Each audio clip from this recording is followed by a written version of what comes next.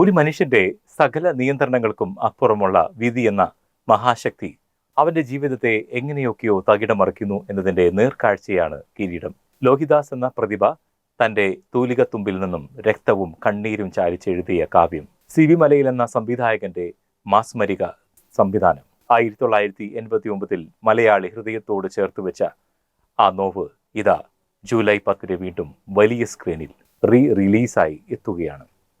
90കളുടെ തുടക്കത്തിൽ കേരളക്കരയെ ഒന്നടങ്കം കരയിപ്പിച്ച ഈ ചിത്രം 2026 എന്തുകൊണ്ട് പ്രസക്തമാകുന്നു എന്ന അന്വേഷണം ഓരോ സിനിമാ പ്രേമിയെയും ഇരുത്തി ചിന്തിപ്പിക്കുന്നതാണ്. വിധി കാത്തുവെച്ച ദുരന്ത നായകനാണ് മോഹൻലാൽ. മോഹൻലാലിൻ്റെ പകരം വയ്ക്കാനില്ലാത്ത സേതുമാധവൻ മലയാള സിനിമയിൽ ഒട്ടനവധി നടന്മാർ മികച്ച പ്രകടനങ്ങൾ കാഴ്ചവെച്ചിട്ടുണ്ടെങ്കിലും കിരീടമെന്ന മോഹൻലാലിൻ്റെ ചിത്രത്തിലെ സേതുമാധവൻ അത് ജീവിച്ചു തീർത്ത മോഹൻലാലിനെ മറ്റൊരു പകരക്കാരനില്ല എന്നത് ഒരു തർക്കമില്ലാത്ത വസ്തുതയാണ്. ഒരു സാധാരണക്കാരനായ യുവാവിൽ നിന്നും സാഹചര്യങ്ങളുടെ സമ്മർദ്ദം മൂലം ഒരു ഗുണ്ടയായി മാറേണ്ടി വരുന്ന മനുഷ്യൻ്റെ നിസ്സഹായമായ അവസ്ഥ ലാലേട്ടൻ തൻ്റെ കണ്ണുകളിലൂടെയും ശരീരഭാഷയിലൂടെയും അനുഭവിച്ചു കാണിച്ചു. കത്തി താഴെയിട മോനെ, അച്ഛനാണ് പറയുന്നത് എന്ന് തിലകൻ അച്യുതൻ നായരുടെ നിലവിളിയും അതിനു മുന്നിൽ തകർന്ന് തരിപ്പണമായി നിൽക്കുന്ന സേതുമാധവന്റെ ഭാവവും മലയാള സിനിമ ഉള്ളിടത്തോളം കാലം മരിക്കില്ല. ഈ ചിത്രത്തിലെ അവിസ്മരണീയമായ പ്രകടനത്തിന് മോഹൻലാലിനെ ദേശീയ ചലച്ചിത്ര പുരസ്കാരത്തിൽ പ്രത്യേക ജൂറി പരാമർശം ലഭിക്കുകയുണ്ടായി. പിൽക്കാലത്ത് കിരീടം ഇന്ത്യൻ സിനിമയിലെ മറ്റു പ്രമുഖ ഭാഷകളിലേക്ക് റീമേക്ക് ചെയ്യപ്പെടുകയുമുണ്ടായി. തമിഴിൽ കിരീടം അജിത് ചെയ്തപ്പോൾ തെലുങ്കിൽ റൗഡിസം ഇസം എന്ന രാജശേഖരൻ അഭിനയിച്ചു. കന്നഡയിൽ മോദത മറയല്ലി ശിവരാജ് കുമാറാണ് അവിടെ അഭിനയിച്ചത്. ഹിന്ദിയിൽ ഗർദിഷ് എന്ന കിരീടത്തെ മാറ്റിയപ്പോൾ ജാക്കി ഷറഫാണ് അഭിനയിച്ചത്.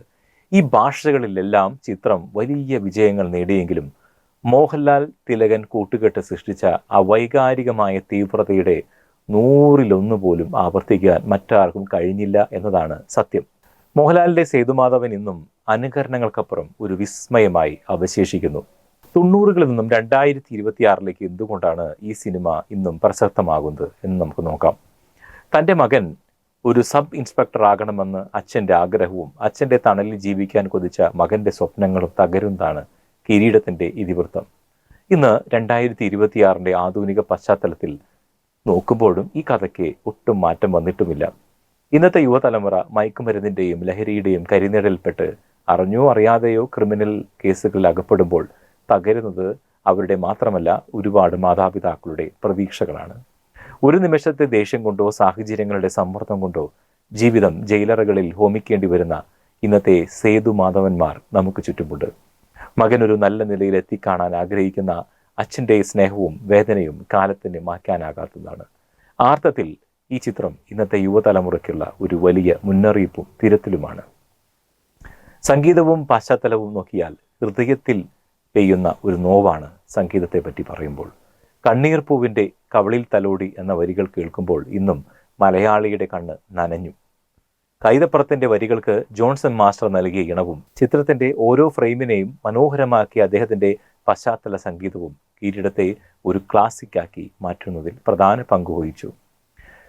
പിന്നീട് ഈ ചിത്രത്തിൻ്റെ തുടർച്ചയായി വന്ന ചെങ്കോൽ കിരീടത്തെക്കാൾ ഹൃദയഭേദകമായിരുന്നു. ജയിൽ മോചിതനായി തിരിച്ചെത്തുന്ന ഒരു മുൻ കുറ്റവാളിയെ സമൂഹം എങ്ങനെ നോക്കിക്കാണുന്നു എന്ന ക്രൂരമായ യാഥാർത്ഥ്യമാണ് അതിൽ ലോഹിദാസ് വരച്ചു കാട്ടിയത്. നമ്മുടെ ചുറ്റുമുള്ള മനുഷ്യരുടെ ഉള്ളിലെ ചേതനകളെ തൊട്ടറിഞ്ഞാണ് അദ്ദേഹം ഓരോ കഥാപാത്രങ്ങളെ സൃഷ്ടിച്ചത്. കിരീടം വെറുമൊരു സിനിമയല്ല, അത് ജീവിതമാണ്. വിധിക്ക് മുന്നിൽ തോറ്റുപോയ മനുഷ്യൻ്റെ വിലാപമാണ്. ഈ വരുന്ന ജൂലൈ 10 ഈ മഹത്തായ ചിത്രം തിയേറ്ററുകളിൽ വീണ്ടും റിലീസ് ചെയ്യുമ്പോൾ അത് പഴയ തലമുറയ്ക്ക് ഓർമ്മകളുടെ പുനർവായനയും പുതിയ തലമുറയ്ക്ക് വിസ്മയിപ്പിക്കുന്ന ഒരു സിനിമ അനുഭവമായിരിക്കും. ഓർക്കുക, കിരീടങ്ങൾ എന്നും അധികാരത്തിൻ്റെ മാത്രമല്ല, ചിലപ്പോൾ അത് വലിയ നോവുകളുടെയും അടയാളമാണ്. എല്ലാവരും കിരീടം തിയേറ്ററുകളിൽ പോയി വീണ്ടും കാണുക.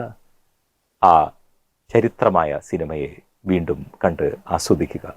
എല്ലാവർക്കും നന്ദി, നമസ്കാരം.